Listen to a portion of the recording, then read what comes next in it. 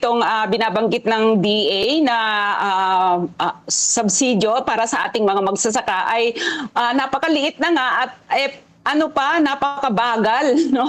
Hanggang ngayon wala pa at ayon sa Department of Agriculture ay uumpisahan pa lang yan ngayong mid-April kung saan ay yung mga magsasaka natin na nagpapatubig, no? Lalong-lalo na yung naghabol na nagtanim after nitong first quarter ng taon ay talagang iniisip na nila kung paano nila masusustain yung pangangailangan sa tubig ng kanilang tanim, no, dahil dumoble yung presyo ng langis na kailangan nila. Kaya parang sa tingin nila panonoorin na lang nilang masunog yung kanilang mga tanim na palay. So yung mga tama yung binanggit mo na yung mga pangalan lang na nasa RSBSA ang mabibigyan at alam natin na kahit na may pangalan ka dun ay mahihirapan pa rin kumuha dahil dun sa patronage na usapin na kung saan ay marami talagang nagte-text sa atin na hindi nakakakuha.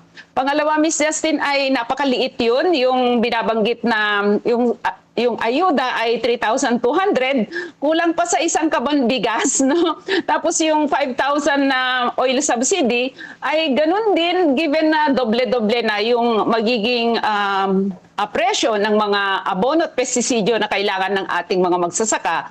At ganun din, no, yung langis, no, na na napakamahal, na alam naman natin tuwing dry season ay talagang kailangan ng ating mga magsasaka. Sa tala ng Bantay Bigas ng Organisasyon ng mga Magsasaka ay umaabot sa 2.7 million rice farmer, no, ang nakatala mismo sa RSBSA. Kaya ito nga sa halip na ibasura yung excise tax sa langis, sa halip na ibasura yung value added tax na yan naman yung malawak na panawagan ng mamamayang Pilipino, lalong-lalo na yung mga driver, no, sa transport industry, mga driver, mga ordinary citizens, dahil alam natin na yung 12% VAT ay automatic dun sa nabibili natin.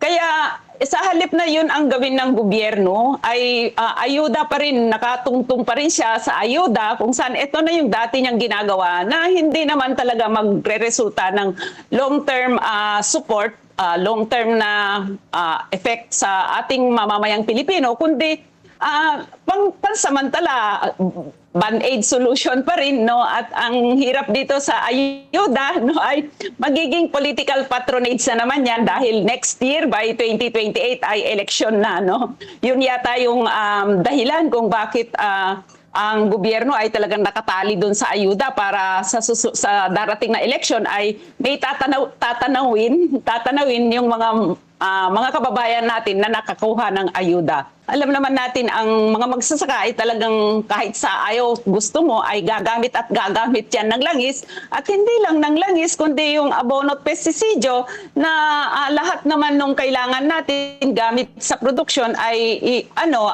ini-import, at ang pinanggagalingan pa ng abono at pestisidyo natin ay dun sa Middle East, kung saan 12% dun sa na-export na pesticides at saka fertilizers ay galing sa Iran.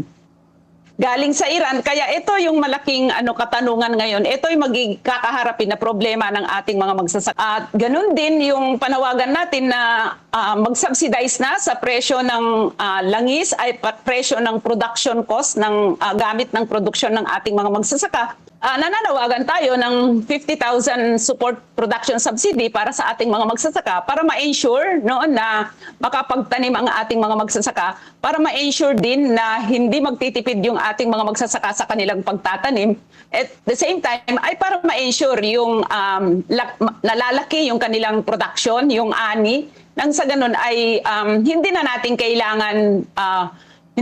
kailangan aasa sa pag-i-import. Palagi na tinitingnan natin ay mag-import. Samantala kaya naman likhain ng ating mga magsasaka yung pangangailangan natin kung talagang nandun lang yung direct intervention ng gobyerno sa pamamagitan ng pag-ensure dun sa production subsidy, pag-ensure dun sa price subsidy ng palay ng ating mga magsasaka, Kaya nga nananawagan na tayo sa gobyerno na bilhin na lahat yung mga ibinebenta ng mga magsasaka. Total, ongoing pa rin yung harvest season.